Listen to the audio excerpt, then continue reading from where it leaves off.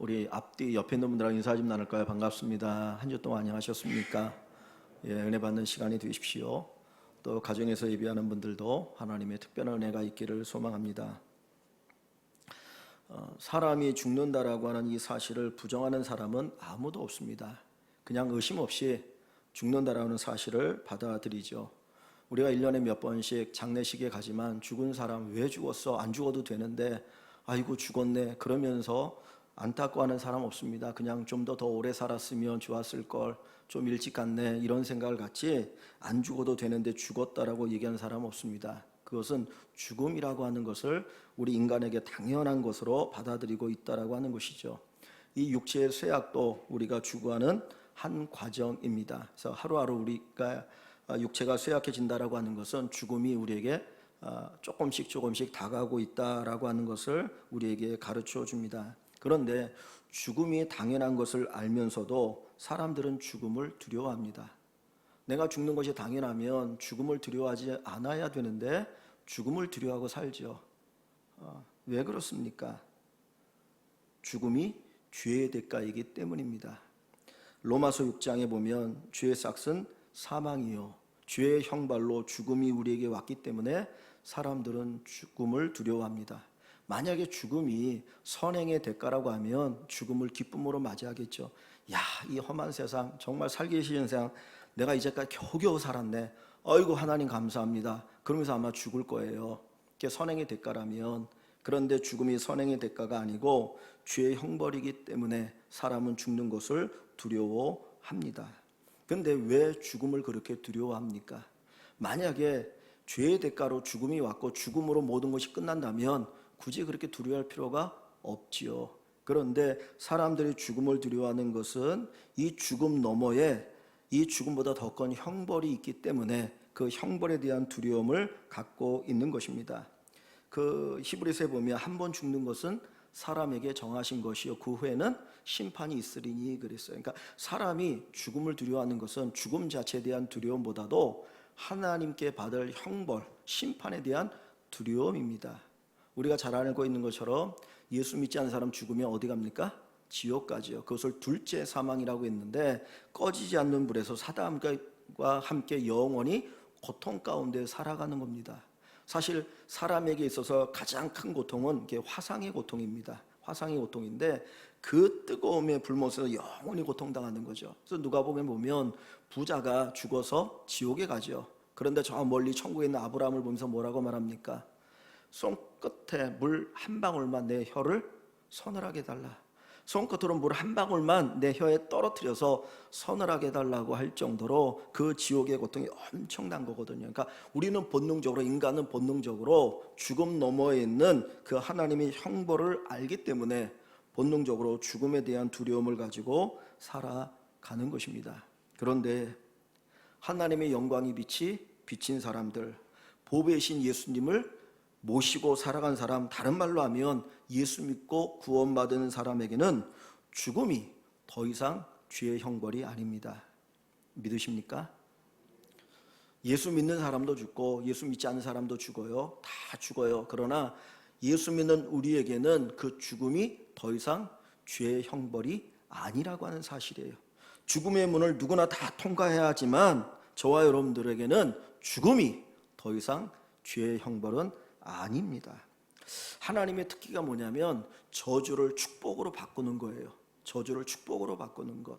그래서 로마서 8장에 보면 모든 것이 합력하여 선을 이룬다 그러죠. 거기에 보면 여러 가지 힘들고 어렵고 고통스러운 것들이 있는데 그 모든 것들을 합력하여 선으로 바꿔주시는 분이 누구예요? 하나님이에요. 그러니까 우리 믿음의 사람에게는 그냥 하나하나 보면 그게 고통스럽고 괴롭고 나에게 손해가 되는 것 같은데 그것을 모아서 하나님 우리에게 유익되게 하시는 분, 그분이 하나님이시고 그게 하나님의 특기입니다. 그러니까 죽음이라고 하는 것도 죄의 형벌로 우리에게 들어왔지만 그냥 죄의 형벌로 그냥 그대로 남게 하는 것이 아니고 영원한 영광의 문, 천국으로 들어가는 문으로 하나님께서 그 죽음을 사용하셔요. 그래서 겉으로 볼 때는 예수 믿는 사람의 죽음이나 믿지 않는 사람의 죽음이 똑같지만 예수 믿는 사람의 죽음과 믿지 않는 사람의 죽음은 질적으로 다릅니다. 우리는 영원한 천국으로 들어가는 축복으로 들어가는 문으로서의 죽음이고 예수 믿지 않는 사람들은 영원한 멸망으로 가는, 영원한 저주로 들어가는 그 문이 되는 것이죠. 그래서 저 여러분들이 죽음에 대한 두려움이 아니라 그 죽음 속에서 하나님의 복이 우리에게 임한다라고 하는 이 믿음을 가지고 살아가시기를 축복합니다. 근데 오늘 5장 1절에 보면 바울 사도가 죽음 너머에 대한 이야기를 우리에게 하고 있어요. 5장 1절 한번 다시 읽어봅니다. 만일 땅에 있는 우리의 장막집이 무너지면 하나님께서 지으신 집 곧 손으로 지은 것이 아니요 하늘에 있는 영원한 집이 우리에게 있는 줄 아느니라 그랬습니다. 만일 땅에 있는 우리의 장막집이 무너지면, 요 죽음을 이야기하는데 장막집이 뭡니까? 장막집이 우리의 육체를 얘기해요. 우리 죽음은 뭡니까? 영혼과 육체가 분리되는 게 죽음이잖아요. 그러니까 우리의 장막집이 무너진다라고 하는 것은 우리의 육체를 얘기합니다. 장막집은 반면에 손으로 지은 것이 아니요 하늘에 있는 영원한 집, 요거는 부활의 몸을 이야기합니다. 예수님께서 십자가 달려 죽으시고 3일 만에 부활하셨잖아요. 다음 주가 부활주일인데 그 부활의 몸을 손으로 지은 것이 아닌 하늘에 있는 영원한 집으로 표현하고 있어요. 그러니까 예수 믿는 사람들이 죽으면 이 육신으로 벗어버린 상태로 끝나는 게 아니라 뭐를 다시 덧입는 거예요? 부활의 몸을 덧입는 거예요. 그 부활의 몸을 손으로 지은 것이 아니라 인간의 어떤 능력으로, 인간의 뭔가로 인간이 만든 것이 아니고 하늘에 있는 영원한 집이라는 표현을 쓰고 있어요. 그래서 하나님께서 우리가 죽으면 우리에게 부활의 몸을 덧입혀 주시게 되고 그 부활의 몸을 입고 영원히 사는 겁니다. 그러니까 천국은 단순히 우리 영혼만이 있는 게 아니에요. 정신적으로만 천국에 있는 게 아니고요. 우리의 영혼과 새로운 몸이 결합되어서 영원히 사는 거예요. 부활하신 예수님 그 제자들과 함께 식사하시죠. 그죠?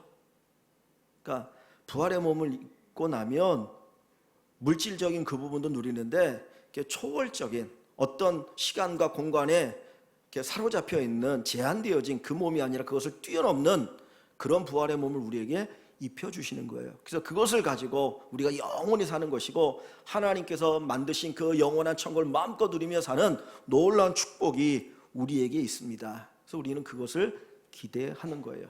그런데 초대교회 성도들이나 그런 많은 분들이 부활에 대한 확신이 없었어요.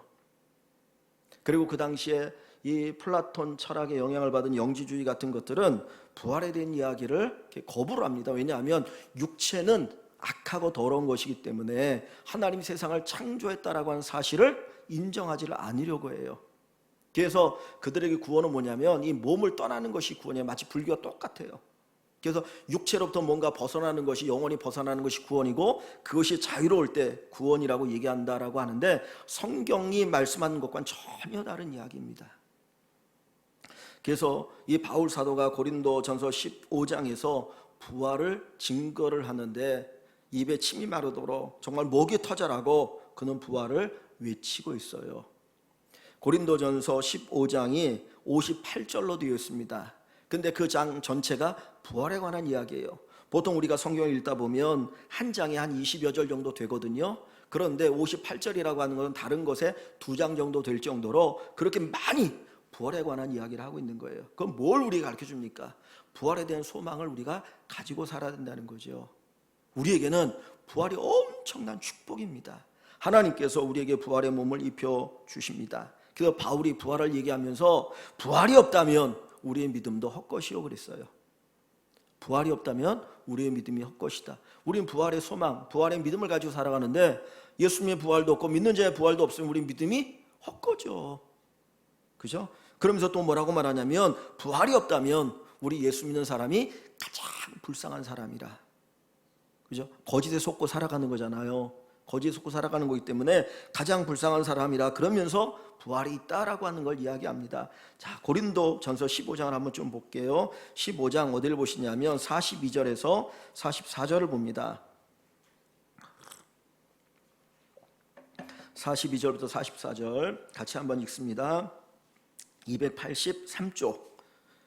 우리가 후서니까 앞부분에 가시면 되죠. 고린도전서 15장 끝에서 두 번째 장입니다. 15장 42절 같이 읽습니다. 죽은 자의 부활도 그와 같으니 썩을 것으로 심고 썩지 아니할 것으로 다시 살아나며 욕된 것으로 심고 영광스러운 것으로 다시 살아나며 약한 것으로 심고 강한 것으로 다시 살아나며 육의 몸으로 심고 신령한 몸으로 다시 살아나나니 육의 몸이 있은즉 또 영의 몸도 있느니라. 아멘.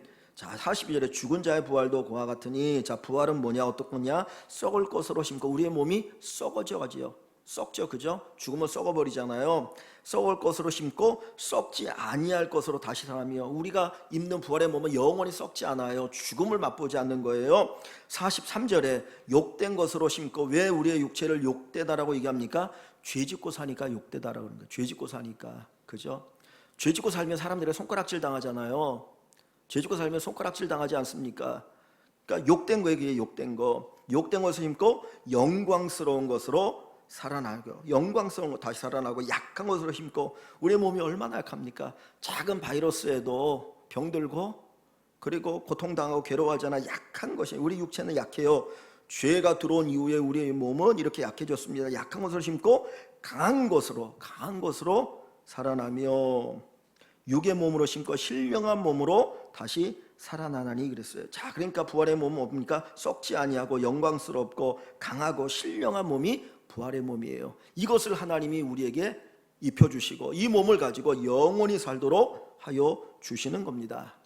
그래서 바울은 성도들에게 너희가, 내가 고린도전서에 얘기하지 않았냐, 그러니까 너희가 알고 있지, 그것처럼 이 부활이 있다라고 하는 걸 이야기하고 있어요. 근데 우리가 같으면 보통 야, 죽고 나면 이 몸은 썩어지지만 하나님 부활의 몸을 우리에게 입혀줄 거야, 이렇게 표현할 수 있는데, 바울은 1절에서 뭐라고 표현합니까? 그렇게 표현하지 않고 우리 육체를 뭘로 표현했다고요?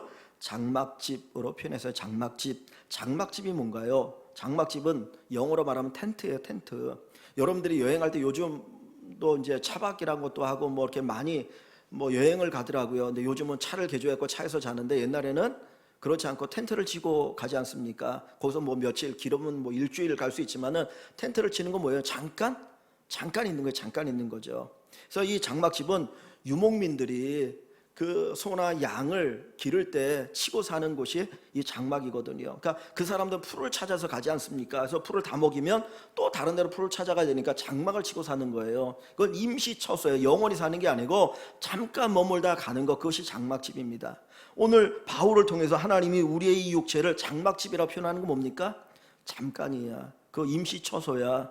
이 몸뚱아리를 우리가 영원히 사는 게 아니고 이거 잠깐 이 세상에 살아가는 동안 있는 것이지 이것과 영원히 사는 것이 아니라고 하는 것을 우리에게 가르쳐 주는 거예요. 이 몸뚱아리의 수명이, 이 장막집의 수명이 얼마가 됩니까? 시편에서 모세는 70이요 80이라, 연수가 70이요 강건한 80이라 얘기합니다. 또 요즘은 뭐 약도 좋아지고 건강하니까 뭐 120세까지 살 수 있다라고 하는데, 길어봤자 120이에요. 그죠? 이 수명은 잠깐이에요. 잠깐. 바울을 통해서 우리에게 뭘 가르쳐 주려고 합니까?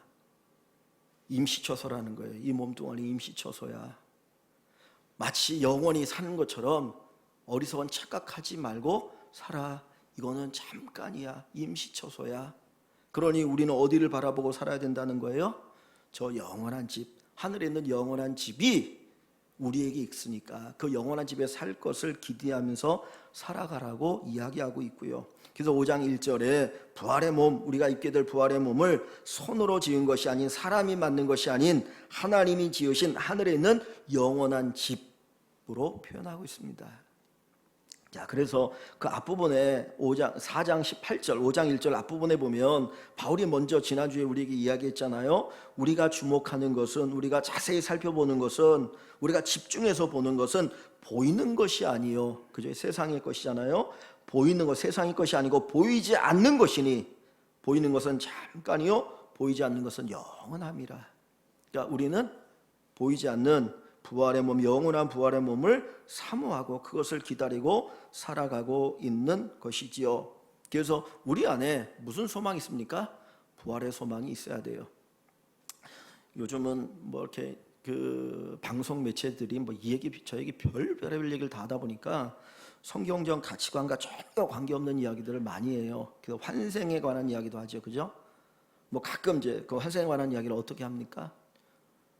죽으면 더 좋은 곳에서 태어날 거야. 다음 세상에서는 이렇게 태어나지 말고 이렇게 살아. 뭐 이런 이야기도 하고, 또 그 다음에 이제 우스갯소리로 어떤 뭐 결혼한 사람들에게 뭐 이야기할 때, 만약에 다음 세상 다시 태어나면 당신의 배우자가 결혼하겠습니까? 뭐 이런 질문도 하죠. 그죠? 언젠가 한번 그 배우 차인표 있지 않습니까? 신나라 씨의 남편인데 그 부인 신나라 씨가 되게 믿음이 좋잖아요. 그러니까 인고 부부로 소문나고 그러니까 한번 질문을 던졌습니다. 만약에 다음 생에 다시 태어난다면 신나라 씨와 결혼하겠습니까? 그렇게 물었거든요. 근데 뭐라고 대답했을 것 같아요? 한다고 그랬을까요? 안 한다고 그랬을까요? 근데 이 얘기도 아니고 저 얘기도 아니고 저는 다음 세상에 있다고 안 믿습니다. 그런 질문 하지 마십시오. 정색을 하더라고요. 왜냐하면 성경적인 종말관, 죽음관이 분명하기 때문에 다음 생이 어딨냐 이거. 죽음은 이 세상 끝인데, 그리고 하나님 앞에 가야 돼서 예수 믿는 사람은 부활의 몸을 입고 영원히 천국에 사는 것인데 그건 있을 수 없으니까 나한테 질문하지 마십시오라고 그냥 탁 정색하며 끊어버리더라고요. 우리가 분명히 죽음 이후에 대해서 알아야 합니다. 근데 오늘 다시 본문을 가봅니다. 2절에 보면 부활이 있다라고 하는 걸 얘기하잖아요. 그러면서 2절에 뭐라고 말합니까? 참으로 그랬어요. 4절에도 참으로. 뭔가 이렇게 좀 우리에게 집중하게 하죠. 우리가 여기 있어. 여기가 어디입니까? 여기 있어. 이 세상을 얘기하죠. 우리가 여기서 탄식하며 하늘로부터 오는 우리의 처소를 덧입기를 간절히 사모하노라. 자, 우리의 처소는 뭐라고 그랬습니까? 하늘로부터 우리의 처소는 1절에 있는 하늘에 있는 영원한 집인데 그것이 우리의 부활의 몸이라고 그랬어요. 부활의 몸. 우리가 부활하게 될 것인데 그 부활의 몸 덧입기를 간절히 뭐 한다고요? 사모하노라. 여러분, 저나 여러분들이나 예수 믿고 천국 갈 걸 압니다. 그리고 천국 가기 위해서 예수 믿어요. 그죠? 근데 정말 여러분들이 천국 가기를 그렇게 사모하십니까?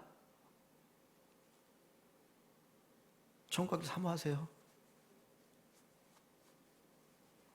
집사님 예수 믿으면 천국 간다는데 빨리 가시죠. 만약에 그랬다 그러십시오. 얼마나 화나겠습니까? 그죠?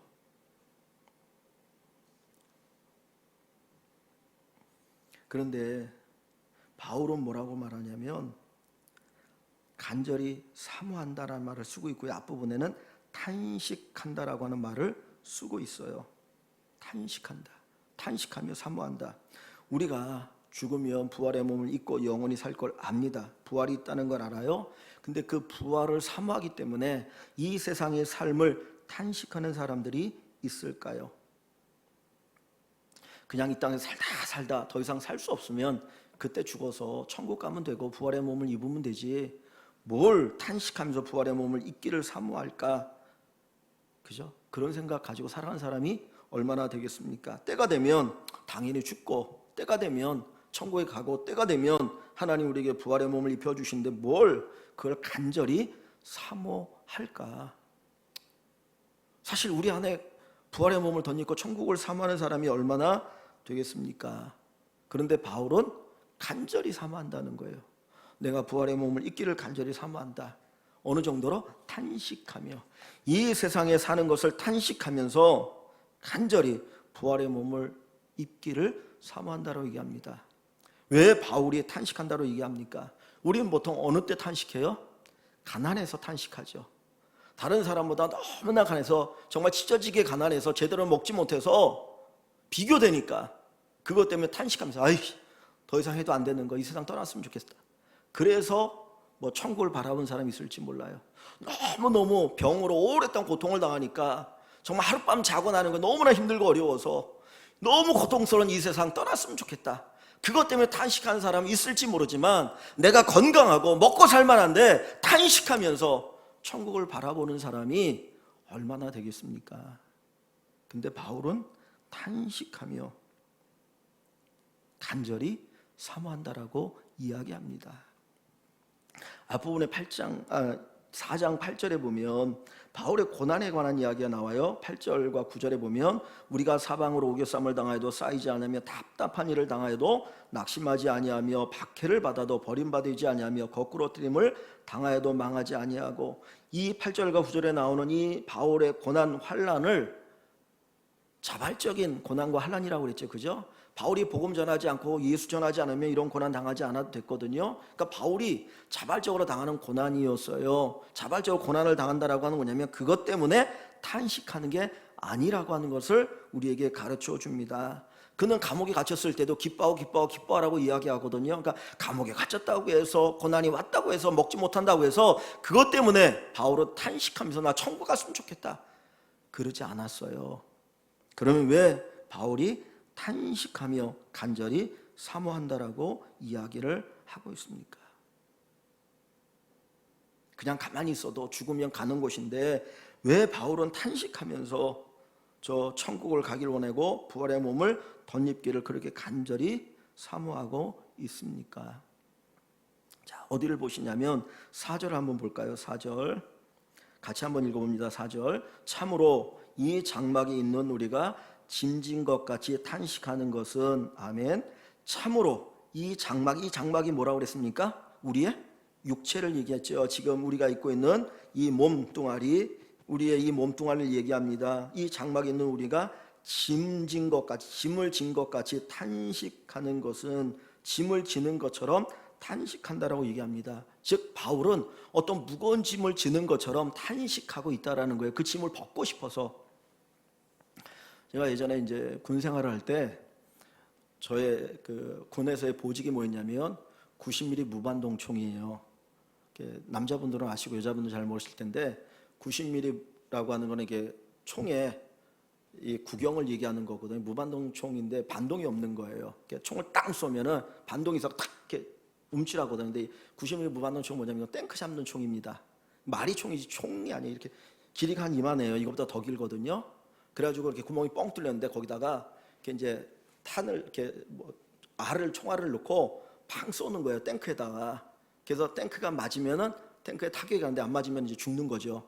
탱크가 보고 그냥 그 자리에 쏘니까. 왜냐하면 쏠라면 탱크가 보이는 곳에 있어야 되니까. 근데 그거를 이제 제가 이렇게 맡아서 하는데 그걸 가지고 이제 훈련을 나갑니다.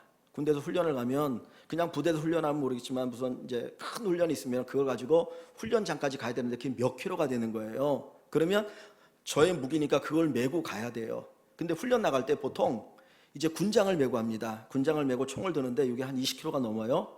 그죠? 최 집사님 공군이니까 잘 모를 수도 있겠다. 근데 하여튼 육군은 이제 하면 한 20몇 킬로 나갑니다. 그러니까 그걸 메고 그 다음에 무반동총 90mm 그게 제 거니까 제가 그걸 또 메고 가야 돼요. 다른 사람들은 군장만 메고 총만 메고 하면 되는데 저는 이렇게 키도 작은데 그것까지 메고 하는데 이게 평탄한 길만 이렇게 그냥 가는 게 아니라 보통 훈련장 어디 보면 산인 데 있어요. 진지가. 그냥 그걸 또 메고 산에까지 올라가야 되는 거예요. 그거 한 4km, 5km 걸어가 보십시오. 1시간, 2시간 이상. 진짜 미쳐요.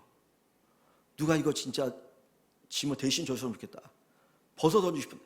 근데 아무도 안 들어주잖아요. 왜? 자기 게 아니니까. 얼마나 무거운지 몰라요.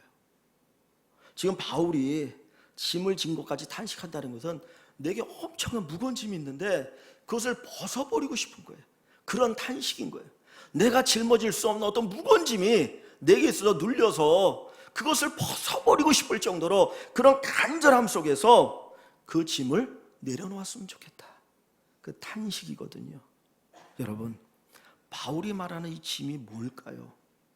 우린 인생을 살아가면서 때로는 자식도 짐이 된다고 얘기하죠. 이것도 짐이 되고 저것도 짐이 되고 뭐 이것도 짐이 된다고 얘기하는데 그 짐을 바울이 얘기하는 겁니까? 그거 아니거든요.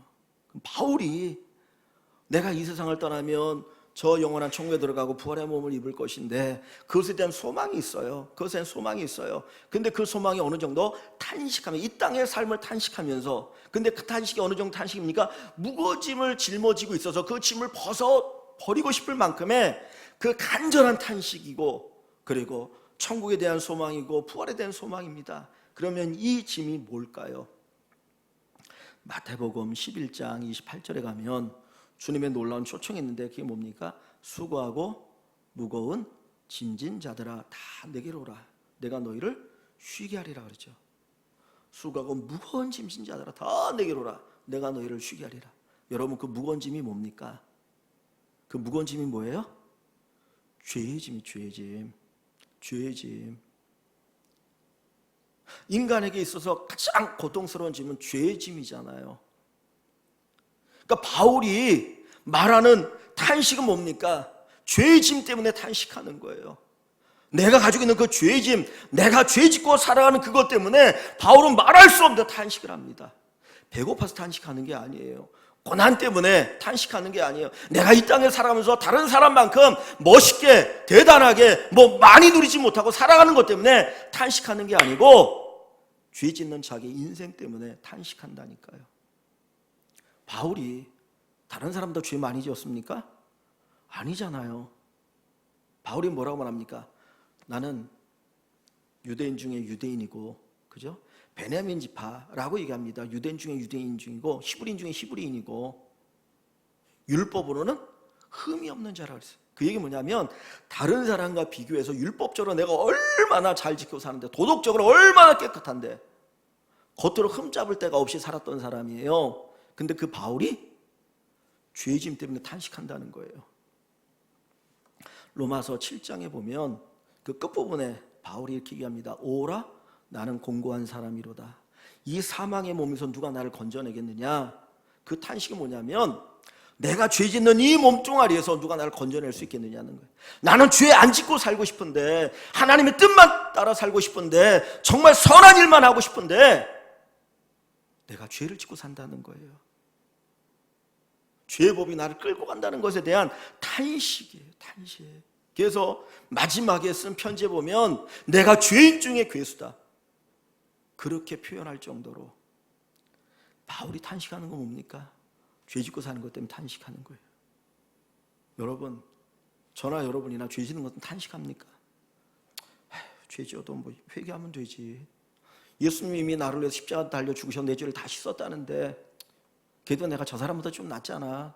그러면서 스스로 위로하고 스스로 아니하면서 그냥 자기 자신을 합리화시키고 살아가잖아요. 내가 그잖아요. 근데 바울은 그게 아니었어요. 죄 짓는 자기를 탄식합니다. 그러면서 뭐를 얘기해요?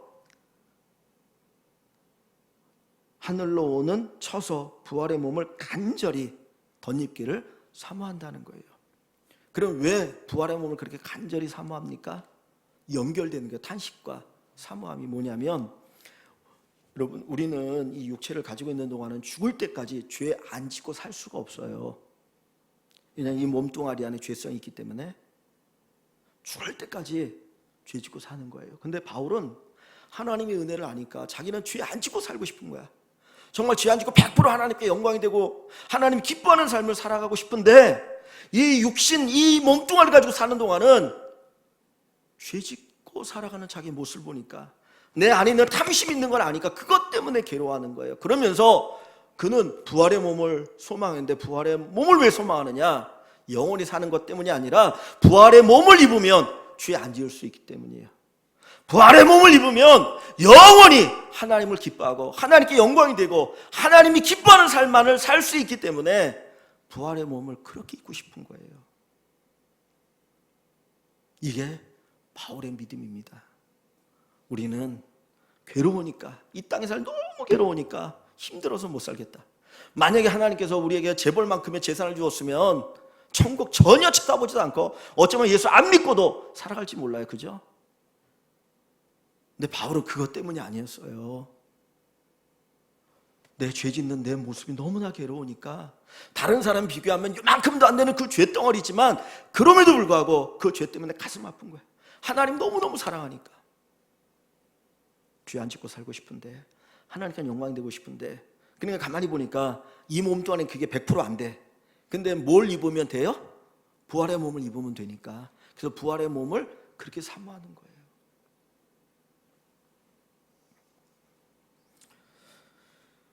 바울처럼 저나 여러분이 탄식하면서 복음처럼 복음대로 살지 못하고 죄 짓고 산 나를 보면서 탄식함이 있기를 간절히 축복합니다.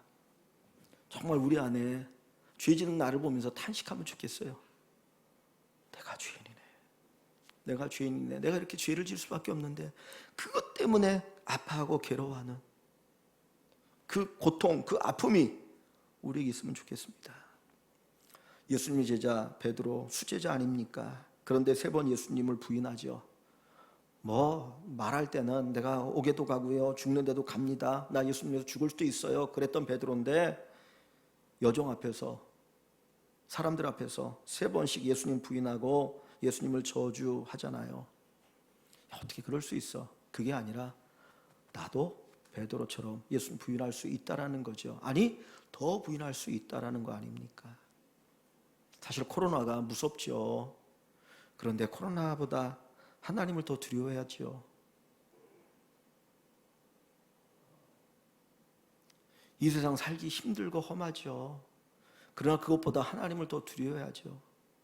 진짜 이 세상의 주인이 하나님인 것을 믿는다면 우리의 생각이 달라지지 않겠습니까? 죄짓고 살아가는 나를 보면서 탄식함이 우리에게 있기를 소망합니다. 요즘 우리나라 완전히 뒤엎고 있는 뉴스거리가 LH 공사의 그 직원들의 투기잖아요.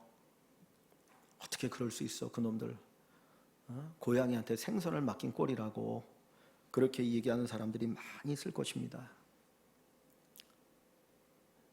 그런데 한번 생각해 보면 좋겠어요. 정말 내가 그 사람들 비난할 만큼 나는 잘 살고 있는가? 만약에 그 LH 직원들처럼 나에게 그런 정보가 있다면, 나에게 그런 돈이 있다면 거기 가서 땅 사지 않았을까요?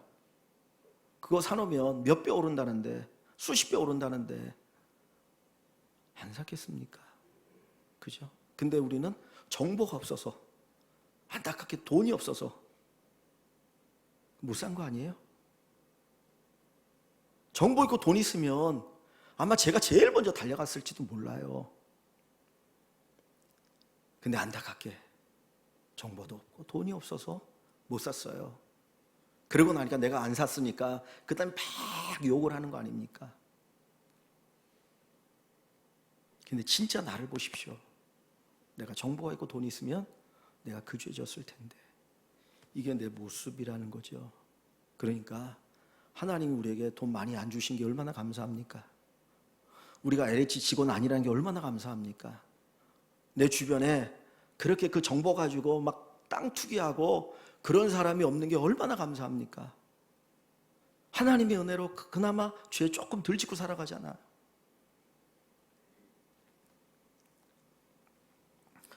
은혜가 뭔가요? 은혜가 뭔가요? 뭐 은혜를 여러 가지 이야기할 수 있지만 이 세상에서 그 죄를 보면서 짐짓는 것 같이 탄식하는 게 은혜 아닌가요? 나의 그 죄를 보면서 탄식하면서 하나님 앞에 안타까워하는 마음, 그래서 내가 이 세상에 피곤하고 힘들어서 부활의 몸을 입으려고 하는 게 아니라 죄 안 짓는 삶을 살고 싶어서 부활의 몸을 덧입기를 소망하는 것, 그것이 바로 진정한 은혜인 줄 압니다.